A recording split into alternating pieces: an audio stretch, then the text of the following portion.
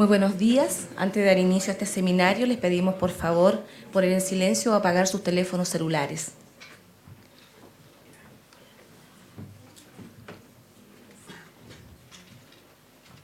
En nombre de la Facultad de Ciencias Jurídicas y Sociales y de los estudiantes de Derecho de nuestra carrera, les damos una cordial bienvenida a este primer seminario de Derecho Internacional de los Derechos Humanos. Agradecemos la presencia tanto del público como, por supuesto, de todos los expositores que se han dado cita en esta jornada. En primer lugar, dejo con ustedes a dar unas palabras de apertura a esta actividad a la prodecana de nuestra facultad, doctora Yanira Zúñiga.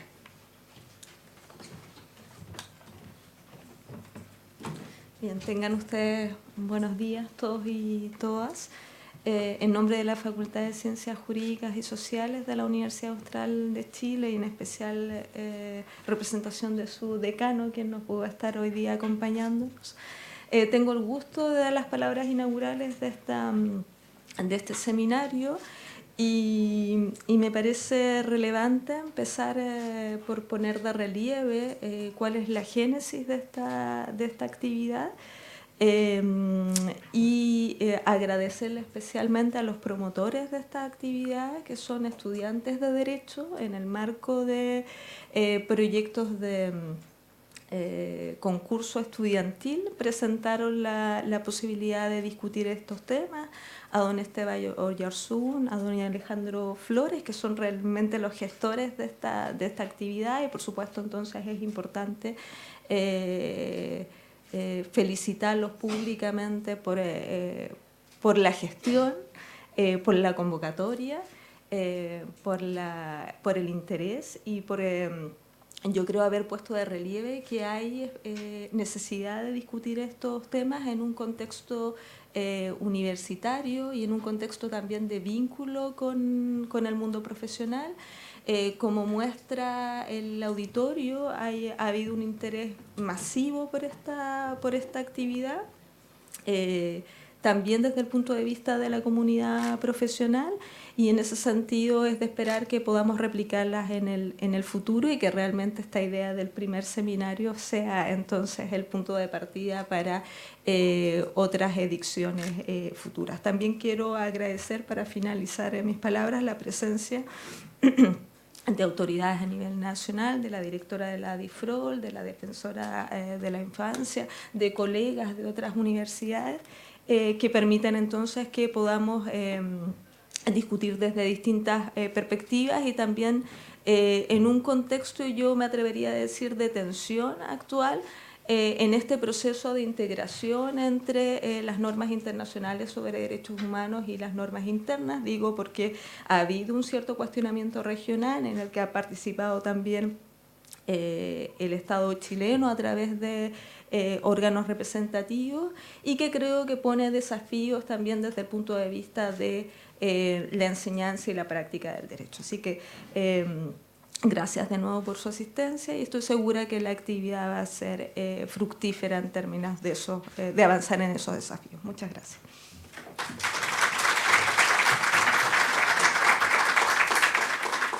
Tal como le indicaba la prodecana, esta es una actividad que nace desde el interés de los propios estudiantes.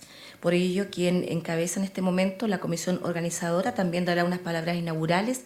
Por ello, dejo con ustedes al estudiante de Derecho de nuestra universidad, Esteban Oyarzún.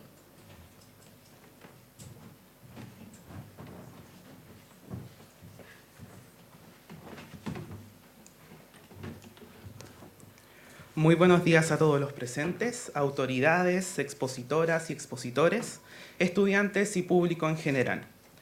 ¿Qué tienen en común los comentarios racistas y homofóbicos de Bolsonaro, Trump, los crímenes de lesa humanidad de Venezuela y la crisis humanitaria de Filipinas? Todas estas situaciones son un reflejo de las múltiples vulneraciones a los derechos humanos que ocurren día a día, tanto a nivel interno como a nivel internacional. Reflejar, plasmar, tomar conciencia, humanizar, dar cuenta de la existencia de obstáculos sin solucionar que no nos proporcionan las mismas oportunidades para todos los individuos, corresponden a alguno de los motivos por los que se hace necesario reflexionar acerca de la relevancia de la promoción, protección y defensa de los derechos humanos. Aunque muchas de las cartas fundamentales de los estados se inspiran en instrumentos internacionales sobre la garantía de los derechos humanos, muchos de estos no han ordenado sus políticas internas teniendo en cuenta dichos aspectos. Aún en muchos países, y sobre todo en el nuestro, persiste una incomprensión generalizada respecto de qué son los derechos humanos y cómo podemos defenderlos. En pleno 2019 no hemos adherido por completo el tema de los derechos humanos a nuestras vidas. La realidad es que los debates respecto al tema son desplazados muchas veces a otros lados y en diversas oportunidades ignorados. Hoy en día es sumamente importante educarnos en relación con nuestros derechos y añadir el discurso de los derechos humanos como modelo de análisis, comprensión y transformación de nuestra sociedad. Temas de discapacidad, infancia, género, migración, pueblos indígenas son algunos de los trabajos pendientes. Día a día tenemos que ser conscientes de la relevancia e importancia de entender, respetar y defender los derechos humanos. Agradecemos a nuestros patrocinadores y auspiciadores quienes han permitido que podamos realizar este seminario de una mejor manera. Escuela de Derecho de la Universidad Austral de Chile, Cerveza Cuello Negro, Instituto de Estudios Judiciales, Restaurant El Growler, Vicerrectoría Académica y Dirección de Estudios de Pregrado de la Universidad Austral de Chile, Dirección Nacional de Fronteras y Límites del Estado, Sociedad Chilena de Derecho Internacional, Instituto Nacional de Derechos Humanos, Ediciones DER, ONG Migrantes en los Ríos, Café de Luis, Café Moro, ATV y TVU. Asimismo, en nombre de la comisión organizadora del primer seminario de Derecho Internacional de los Derechos Humanos, agradezco a cada uno de los presentes por estar aquí y por demostrar su interés en el debate y discusión de los diversos temas que serán tratados. Bienvenidos y bienvenidas, muchas gracias.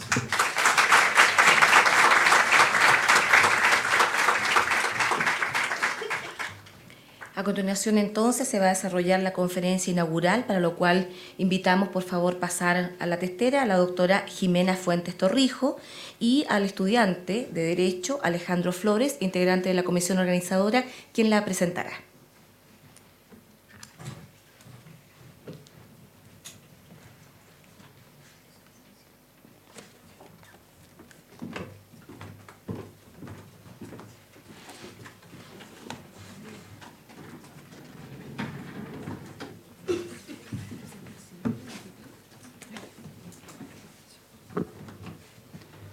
Muy buenos días. Vamos a comenzar entonces el seminario con la conferencia inaugural que nos brindará la doctora Jimena Fuentes Torrijo. Ella es abogada, la directora nacional de Fronteras y Límites del Estado de Ifrol, es agente de Chile ante la Corte Internacional de Justicia en la demanda contra Bolivia sobre el estatus y uso de las aguas del Silala, es árbitro ante la Corte Permanente de Arbitraje en representación del Estado chileno, árbitro ante el Centro Internacional para la Solución de Diferencias en Materia de Inversiones del Banco Mundial y es profesora de la Universidad de Chile. Su conferencia se titula El impacto del Sistema Internacional de Protección de los Derechos Humanos a casi 30 años de la ratificación de la Convención Americana sobre Derechos Humanos. Profesora.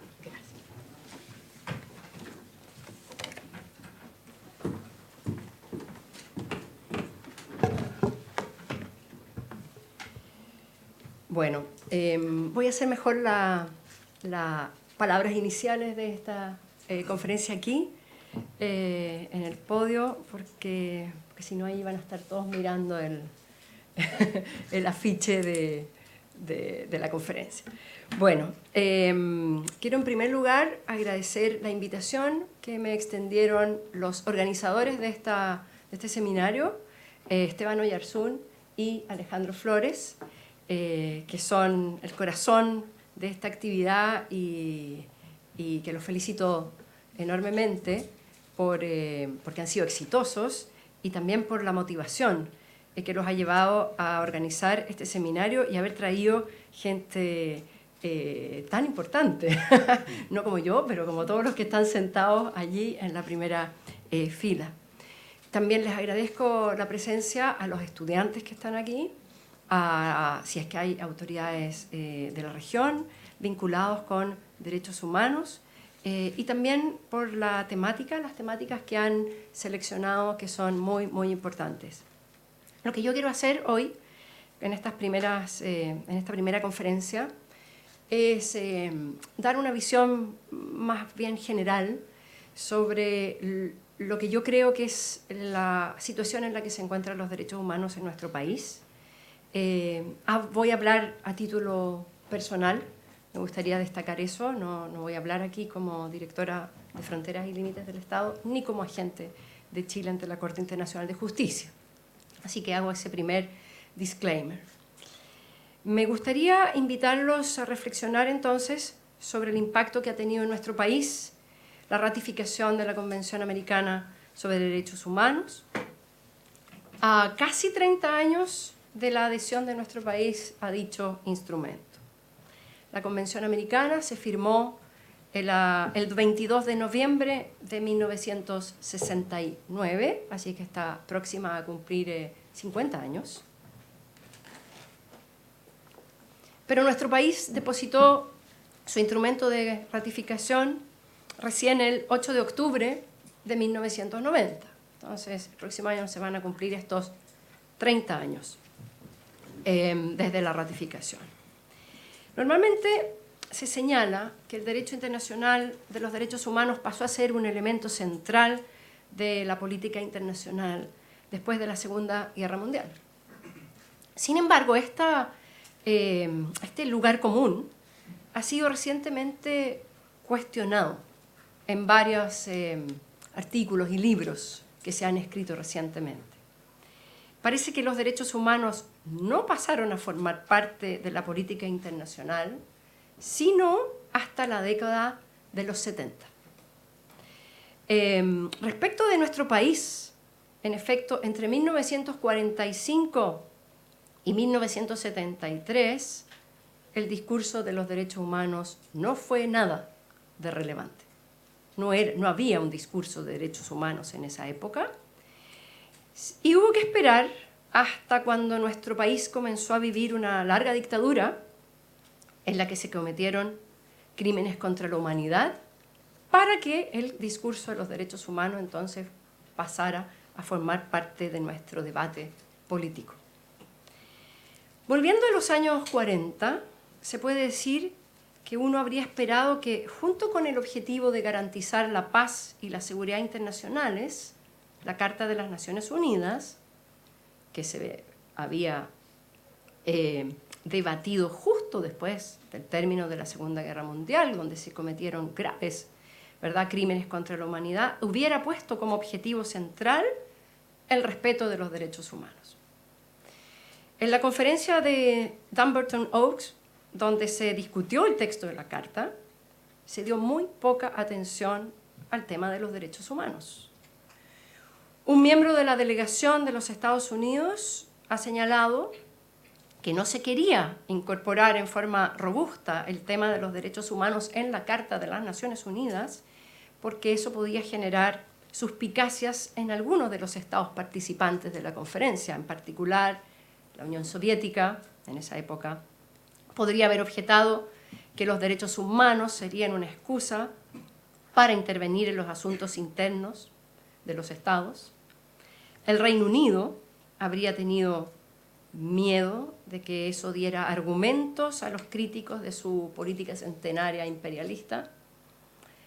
Entonces, lo que se logró fue que el objetivo de desarrollar y promover los derechos humanos quedara señalado entre los objetivos generales de las Naciones Unidas y que esto se podría conseguir mediante la creación de un órgano subsidiario. Y es así que entonces, como en 1946 se creó la Comisión de Derechos Humanos al alero del Consejo Económico y Social. Y fue esta comisión la que redactó la Declaración Universal de Derechos Humanos, que fue aprobada luego por la Asamblea General en 1948, y que no es un tratado, sino que es una resolución de la Asamblea General y por lo tanto en sus orígenes no tenía valor vinculante. Hasta que ya se comienza a señalar años después que la Declaración Universal de Derechos Humanos es codificación de costumbre y en esa calidad es vinculante para todos los estados. Europa Occidental, por su parte, sí negoció un tratado que es la Convención Europea de Derechos Humanos en 1950. Una convención, un tratado, que solo tiene derechos civiles y políticos. No hay derechos sociales en la Convención Europea y los derechos sociales vendrían a incorporarse después a través de protocolos adicionales. Esa Convención Europea no era nada nuevo para los países europeos, que ya tenían una tradición de recoger los derechos políticos y sociales en sus constituciones o en sus Bill of Rights. De esta manera, los derechos humanos en Europa no están asociados en su origen con la división derecha-izquierda que veríamos después en Latinoamérica. Además, la Segunda Guerra Mundial había provocado un shock en la sociedad europea, había provocado sufrimiento, podríamos decir, en forma generalizada, ya que los hijos de todas las familias, trabajadores y patrones, conservadores y liberales, habían muerto en el campo de batalla. Entonces, la división no era entre derecha e izquierda, pero con el balance de poderes que nace después de la Segunda Guerra Mundial y que se plasma en la Carta de las Naciones Unidas, y con la división entre una Europa occidental y una Europa comunista, entonces rápidamente el discurso de derechos humanos en Europa se transformó en un discurso anticomunista, de hecho, durante la década de los 50 en adelante. Entonces, de manera que si uno mira Europa, el discurso de derechos humanos no nació ligado necesariamente al movimiento de izquierda en Europa. En Latinoamérica, en cambio, los derechos humanos inspiraron los movimientos para combatir las dictaduras de derecha que hubo durante los años 70. Y aquí Chile juega un papel muy, muy importante en este contexto, porque el movimiento de derechos humanos se asoció con un importante rol de la Iglesia Católica y finalmente triunfaron y lograron derrocar una dictadura. Y entonces es en los años 90, cuando se recupera la democracia, que los derechos humanos comienzan a jugar un rol central en el devenir de la política chilena. Hasta el año 1973, nuestro país había ratificado solo algunos tratados de derechos humanos, no muchos. Se habían ratificado las siguientes convenciones al año 73. La Convención contra la Discriminación Racial en 1971, la Convención contra el Genocidio en 1953, el Pacto de Derechos Civiles y Políticos en 1972 y el Pacto de Derechos Económicos y Sociales también en 1972. Es interesante la historia del Pacto de Derechos Civiles y Políticos porque si bien se ratificó en 1972, recién se publicó en 1989. Entonces, cuando se quiso invocar el pacto ante tribunales chilenos durante la dictadura, los tribunales se negaron a aplicar el Pacto de Derechos Civil y Político, a pesar de que Chile ya había entregado su instrumento de ratificación, ya había consentido en el pacto, con el argumento de que no era derecho chileno porque no estaba publicada y entonces no se aplicaba. Durante los últimos años de la dictadura, en preparación para el plebiscito que iba a ocurrir en 1988 y la eventual elección presidencial que vendría en caso de ganar la opción no, se comienzan a ratificar otros tratados. Se ratifica la Convención contra la Tortura, la Convención de Naciones Unidas contra la Tortura en 1988. Se ratifica la Convención Americana para prevenir y sancionar la tortura también en 1988. CEDAW, la Convención contra la eliminación de toda forma de discriminación contra la mujer, se ratifica en 1989. La Convención Americana de Derechos Humanos se ratifica en 1990, a pesar de que había sido ya aprobada el texto por nuestro país en el año 69. Y se ratifica la Convención sobre los Derechos del Niño en 1990.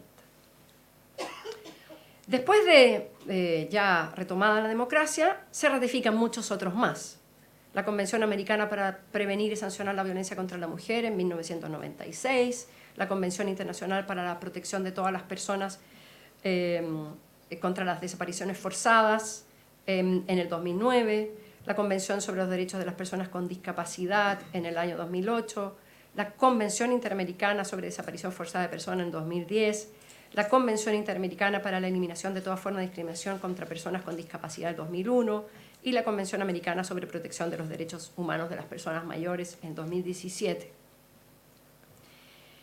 Bien, la posición de los diversos actores políticos y sociales en nuestro país en relación con los derechos humanos, entonces, estaría determinada por este contexto histórico.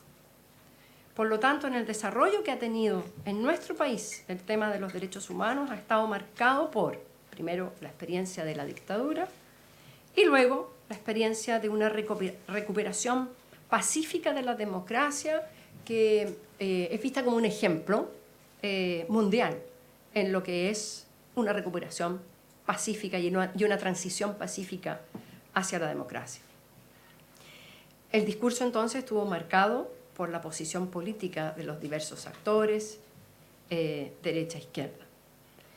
La década de los 90 en nuestro país no solo está marcada por esta ratificación de muchos tratados de derechos humanos, sino que yo creo que aquí está lo más importante y lo que nos tiene que llamar a pensar por qué fue así. Sino que el rol, yo creo que esto es lo más interesante, el rol que comenzó a jugar el Poder Judicial en la implementación de los derechos humanos y el rol secundario del Poder Legislativo, del Congreso. Lo primero que marca la transición chilena en materia de derechos humanos es una modificación constitucional del año 89, que es la modificación al artículo 5º, inciso 2, que establece entonces este inciso 2 que señala que la soberanía reconoce un límite y que está entonces limitada por el respeto de los tratados de derechos humanos relativos a los derechos de la persona humana. Ese inciso 2 del artículo 5º tiene como origen intelectual si ustedes quieren, una crítica al positivismo. Podemos ver en eso la influencia de una visión cristiana de los derechos humanos, una crítica al estilo Radbruch, como si hubiera sido el positivismo que nos hubiera obligado a aceptar las leyes de genocidio de Alemania. Que no es el caso, porque por muy positivista que uno sea, uno no tiene que decir, bueno, esa ley es justa, ¿ya? Uno puede decir, esa ley es ley, lamentablemente, no necesariamente que esa ley es justa, pero la discusión vino así, como una crítica al positivismo, y lo que se quiere en el artículo 5º, inciso 2, es otorgar a los tratados de derechos humanos una jerarquía entonces superior a la ley. Que si en un país se dictan leyes contrarias a los derechos humanos, ojalá exista el arma, la herramienta, para poder decir que esa ley no hay que aplicarla, ¿ya? Este objetivo no queda explícito en el articulado mismo. No dice el artículo 5º, inciso 2, los tratados de derechos humanos tendrán una jerarquía superior a la ley, no lo dice. Y no lo puede decir, porque la manera en que se negocia ese artículo 5º, bueno, es una negociación que no es de cara a la ciudadanía, es una negociación, podríamos decir, secreta. Había que negociar entonces con el gobierno militar saliente estas reformas constitucionales, y eso es lo que explica el texto ambiguo. Y de hecho, uno de los negociadores, que fue Francisco Cumplido, posteriormente señala y dice, sí, la verdad es que yo leo el artículo 5º y quedó muy ambiguo, porque la idea nuestra era que quedara así, porque era lo único que se iba a aceptar en ese momento, y que después los tribunales se encargaran, en la aplicación, de hacer carne este objetivo que era otorgarle jerarquía superior a la ley a los tratados de derechos humanos. Esta modificación dio lugar entonces a tratar de solucionar una serie de problemas relativas a ciertas instituciones muy cuestionables desde el punto de vista de los derechos humanos, particularmente en materia de cómo hacer justicia respecto de los crímenes contra la humanidad que se habían cometido durante la dictadura, particularmente el tema de la amnistía, del decreto de ley de amnistía, y la imprescriptibilidad de los delitos contra la humanidad. La conformación del Congreso, en el periodo inmediatamente posterior al plebiscito, impedía solucionar estos problemas a través de leyes. Esas leyes no iban a ser aceptadas, ¿ya? No estaban las mayorías. Quizás la situación del decreto de ley de amnistía es la más demostrativa, entonces, de la manera en que la sociedad chilena ha intentado solucionar el desafío de hacer justicia post-dictadura. La gran prueba para la democracia naciente era qué vamos a hacer con la ley de amnistía. Fue entonces cuando la solución se fue a buscar a los tribunales, ya que el Poder Legislativo no podía derogar la ley de amnistía, no podía anularla, no iba a poder ser, ¿ya? Incluso si lo hubieran aceptado en el Congreso, eso habría terminado en el Tribunal Constitucional. Entonces, no había posibilidad alguna de tocar el decreto de ley de amnistía por el Poder Legislativo. Entonces, los tribunales fueron los que, cambiando la conformación política de los miembros de los tribunales, fueron aceptando abrir procesos y poder llegar a sancionar personas culpables de esos crímenes. Entonces, lo primero que ocurre es buscar alguna teoría dentro del derecho doméstico para hacerlo, y surge la figura del secuestro permanente. La figura del secuestro permanente permite hacer justicia mediante una interpretación según la cual las personas desaparecidas, los crímenes cometidos contra personas desaparecidas donde no se ha encontrado el cuerpo,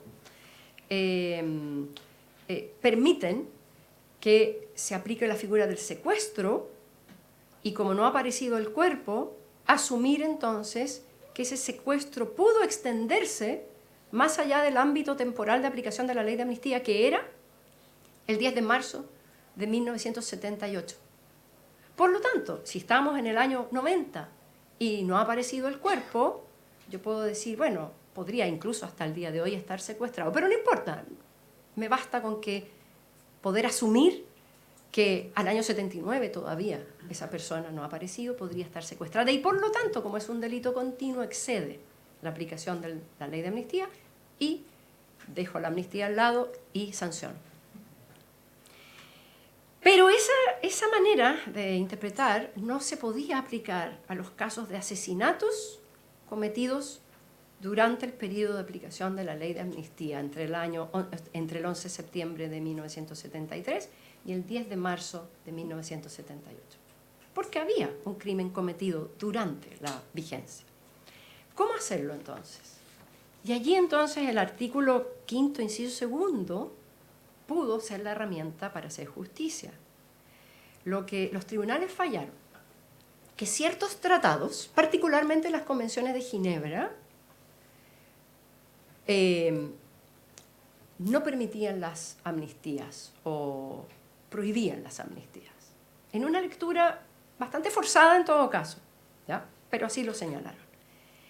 Las convenciones de Ginebra no fueron pensadas necesariamente como tratados de derechos humanos, eran tratados para regular la guerra, para que en la guerra no se pueda hacer todo, no todo vale en la guerra, y efectivamente son del año 49 y nuestro país las ratificó el año 51. Entonces eran derecho vigente. Si se interpretaba que prohibían las amnistías, entonces eran anteriores al decreto ley de amnistía del año 78.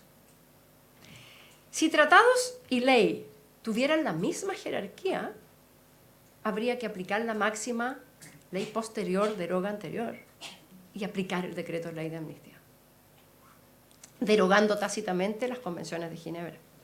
La única manera de que eso no ocurra es que el tratado tenga una jerarquía superior.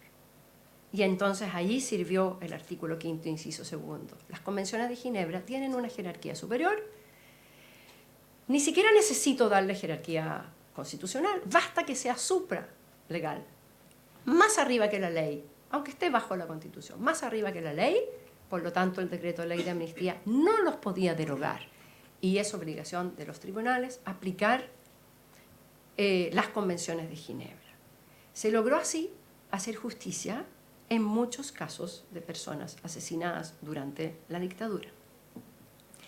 Pero la pregunta incómoda que viene después de este desarrollo que ha tenido en nuestro país el tema de los derechos humanos es: ¿cuál ha sido el efecto que tuvo esta manera de actuar, esta manera de proceder, este balance de poderes entre legislativo y judicial en la salud de nuestra democracia? Que debemos decir que como democracia no supo afrontar el problema de los derechos humanos, porque como democracia el tema de derechos humanos no ha sido una parte central de la discusión política. Lo que ha habido es una discusión judicial de los derechos humanos. El problema de las graves violaciones de derechos humanos cometidas en Chile, entonces, se solucionó a través de los tribunales y no a través del debate democrático político. ¿Qué efecto tiene eso? Entonces, si uno fuera un psicoanalista de estados, que no sé si existe esa disciplina, pero yo creo que la deberíamos instaurar, ¿ya? Si uno hiciera un psicoanálisis de la sociedad chilena, respondería, si yo fuera el psiquiatra de Chile, le diría: esto no ha sido muy sanador. Lo que usted ha hecho es esconder los graves problemas de la sociedad chilena en relación con lo que ocurrió debajo de la alfombra, ¿ya? Usted hizo que un tercero se preocupara de este problema, que el Poder Judicial, muy bien, que le dio justicia, pero usted no ha hecho ninguna introspección como sociedad de lo que ocurrió. Bien. Entonces, esta tendencia, este patrón de conducta de la sociedad chilena se ha repetido en otros temas de derechos humanos. Y esto se puede ver en lo siguiente. En primer lugar, el uso del recurso de protección para la solución de diversos temas que debe encarar nuestra sociedad, que son temas de derechos humanos. En primer lugar, por ejemplo, el tema de los derechos sociales. El tema de los derechos sociales no se resuelve a través de leyes, de nuevo, se resuelve a través de un recurso de protección en el que un individuo pide una prestación social como derecho humano y se le otorga. A veces, no se le otorga otras veces, pero a veces se otorga, que lo podemos ver sobre todo en recursos de protección sobre temas de salud, de gente que necesita tratamientos muy caros, medicamentos, etc. Y algunos los obtienen a través del recurso de protección.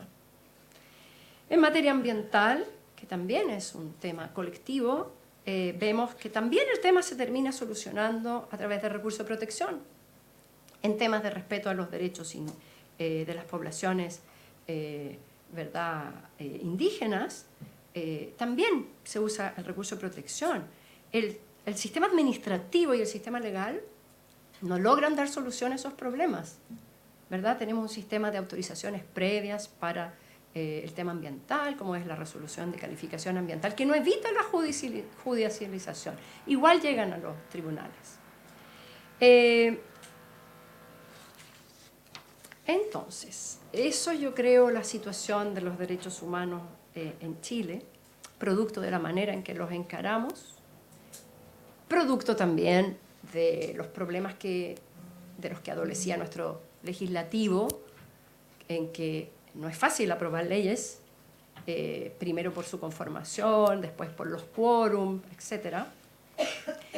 Y entonces nosotros deberíamos preguntar, bueno, ¿cómo vamos a hacer frente con esta enfermedad que nos aqueja, con estas patologías de nuestra democracia, cómo vamos a hacer frente a los desafíos futuros. O sea, a 50 años de la suscripción de la Convención Interamericana de Derechos Humanos, a 20 años del inicio del siglo XX, casi, ¿verdad?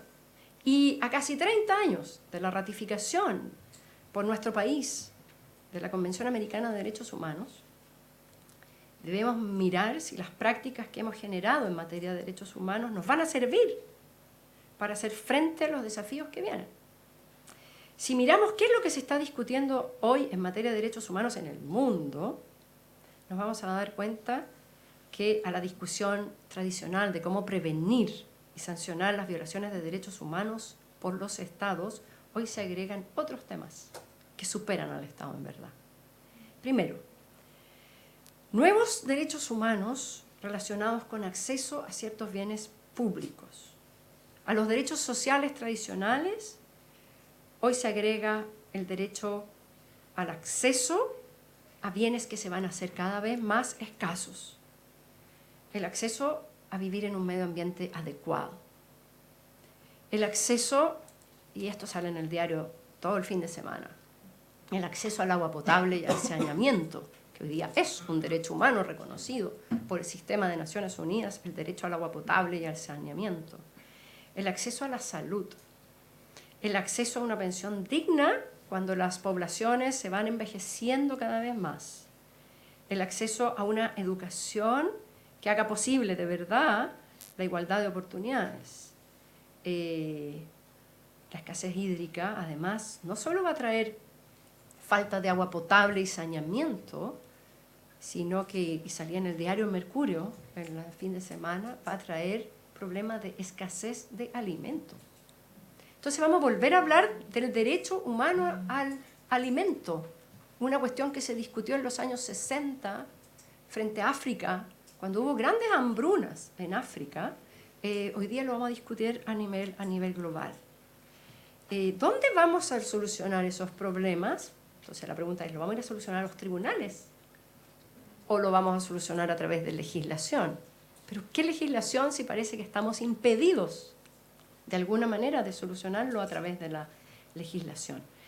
A la libertad de movimiento tradicional, como derecho civil y político, hoy día vamos a tratar el tema de la migración. No solo como derecho a salir de un país y arrancar de un país. Y tenemos que arrancar no solo por las guerras, parece que ahora vamos a tener que arrancar también por la sequía, por la falta de alimento, porque se van a hundir las islas. Y entonces, ¿quién va a recibir a toda esa gente? Parece que el derecho humano a migrar no soluciona el tema de cómo vamos a... ¿Quién va a recibir a los migrantes climáticos? En ese contexto se verá cada día más claro que los derechos humanos no solo se violan por los estados, sino que también por las empresas, que pueden tener tanto o más poder que los estados. Entonces, hoy día es importante que hablemos del tema de la responsabilidad de las empresas en materia de derechos humanos en cualquier territorio donde estas empresas operen. Y este es un tema, Business and Human Rights, es un tema que hoy día está tratando Naciones Unidas. Y finalmente, los cambios tecnológicos implicarán mayor violación y problemas de derechos humanos. Los cambios tecnológicos porque vamos a tener robots, ¿verdad?, que van a reemplazar a los trabajadores, y entonces, ¿qué va a pasar con los derechos de los trabajadores? No va a haber trabajo a lo mejor para todos, no todos van a estar capacitados para hacer los trabajos con mayor capacitación que se van a necesitar, y también nos vamos a empezar a preguntar cómo trato a esos entes que van a surgir, que se van a parecer a muchas cosas a nosotros, y a lo mejor vamos a terminar diciendo los seres humanos somos robots, después de todo también, porque tenemos puros procesos químicos adentro, o sea, nos parecemos mucho a los robots. ¿Qué es esto del alma? Si es un proceso químico, finalmente. Entonces, no se trata ya de las tradicionales violaciones de derechos humanos individuales a partir de estados represivos que persiguen a sus adversarios políticos para perpetuar regímenes o dictadores en el poder. Cuando los derechos humanos se reducían a eso, había una receta mágica. La receta mágica era, bueno, para evitar la violación de los derechos civiles y políticos hay que robustecer la democracia. Más democracia, menos violación de derechos humanos. Pero los nuevos derechos humanos, los nuevos problemas, parece que no se logran solucionar con más democracia. Las democracias parece que ya no son garantía de un mayor respeto por los derechos humanos, estos, los nuevos, en el mundo de hoy. Y voy a terminar solo con 2 ideas para los tiempos futuros. 1, primero, se habla mucho de robustecer la democracia, pero como todos estos problemas generan un gran miedo en las sociedades, tenemos miedo a lo que va a venir, el terrorismo, las migraciones, el trabajo, etc., hemos visto desde el ataque a las Torres Gemelas en el 2001, hemos visto que basta un miedo irresistible para que inmediatamente, de un plumazo, destruyamos los derechos civiles y políticos. ¿Ya? Y eso se demuestra con la guerra contra el terrorismo y también con cómo la migración, las inmigraciones comienzan a generar hoy día en el mundo racismo y otras violaciones de derechos humanos, derechos que pensábamos que ya teníamos muy claro en nuestro ADN. Y segundo, es que tal vez las democracias, como han funcionado, no han sabido dar respuesta a estos problemas de acceso a ciertos bienes públicos que consideramos cada vez más básicos para la vida digna que debe tener un ser humano. Eso parece que la democracia ha tenido un grave problema de no haber dado solución a esos temas. El problema es que eso genera menos adhesión a la democracia. Y lo que estamos viendo a lo mejor en el mundo es que, y esto ya sería terrible, ¿se estará acabando la democracia como forma de gobierno? ¿Estará en crisis la idea de la democracia representativa? ¿Y vendrá otra manera de gobernarnos? Si viene otra manera de gobernarnos, la gran pregunta es ¿cómo va a ser esa manera? ¿Y cómo van a quedar los derechos humanos en esas nuevas formas de gobierno que empiecen a surgir? Así que les pido disculpas porque no es muy uplifting mi conferencia, pero llama a la reflexión. Gracias.